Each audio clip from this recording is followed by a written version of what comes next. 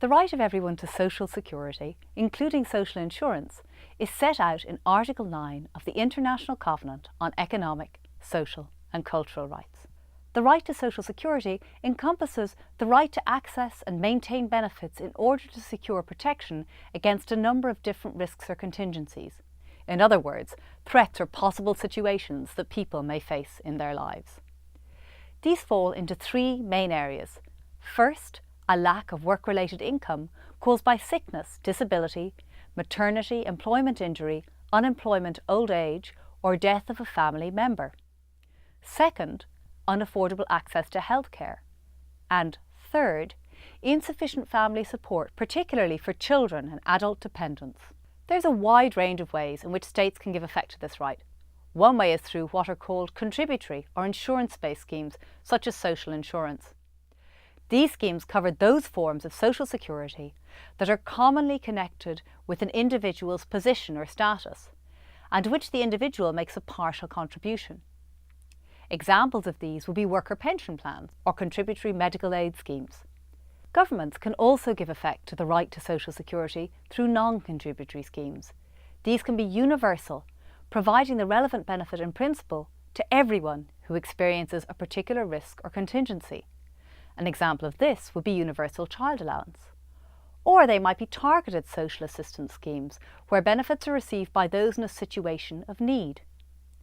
Examples of these would be clothing grants for low-income families or fuel coupons for the elderly poor.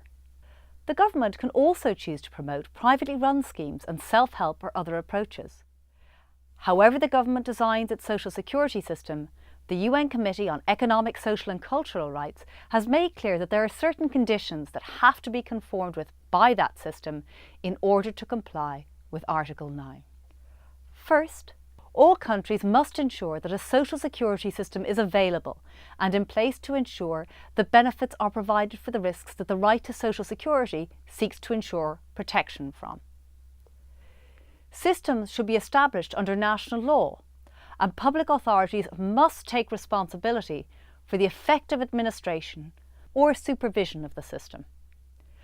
Second, benefits, whether in cash or in kind, must be adequate in amount and duration.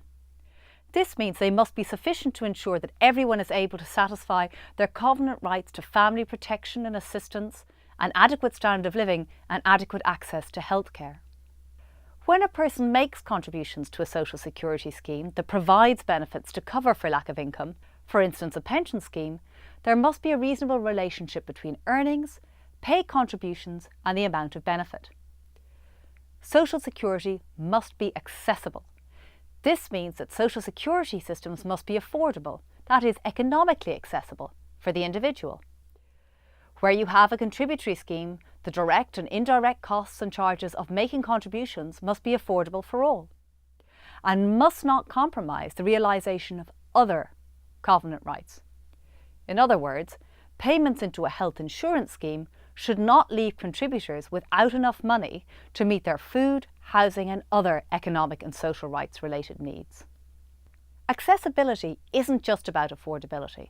For a social security system to be accessible, everyone must be covered by it, and qualifying conditions for benefits must be reasonable, proportionate and transparent.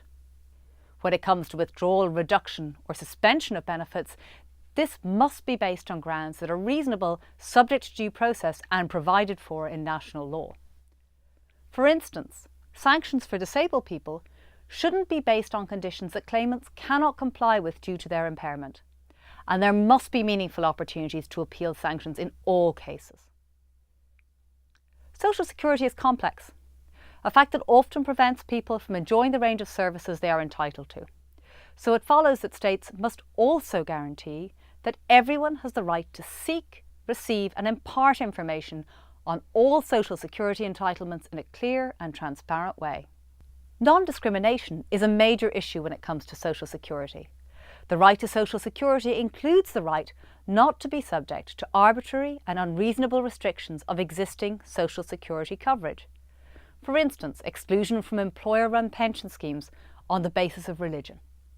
It also includes the right to equal enjoyment of adequate protection from social risks, and guaranteeing this requires governments to take into account the position and needs of different social groups.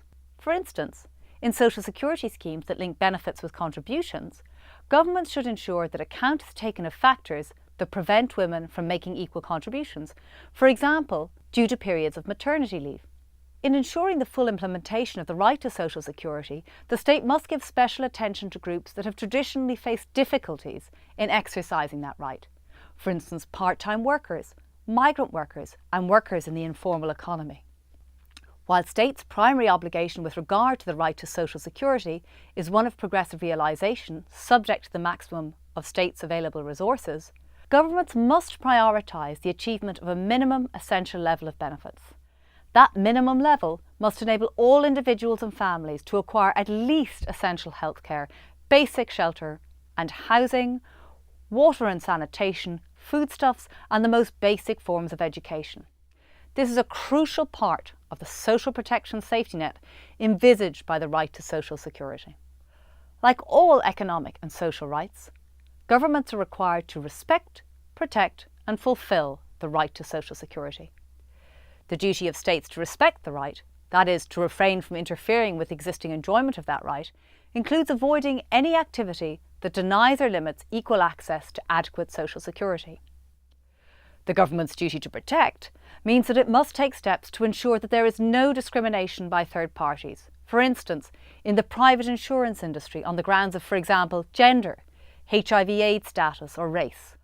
Where social security schemes are operated or controlled by third parties, it is the government that ultimately retains the responsibility of administering the national social security system, and for ensuring that private actors do not compromise equal, adequate, affordable and accessible social security. Finally, the duty to fulfil requires governments to adopt the necessary measures directed towards the full realisation of the right to social security.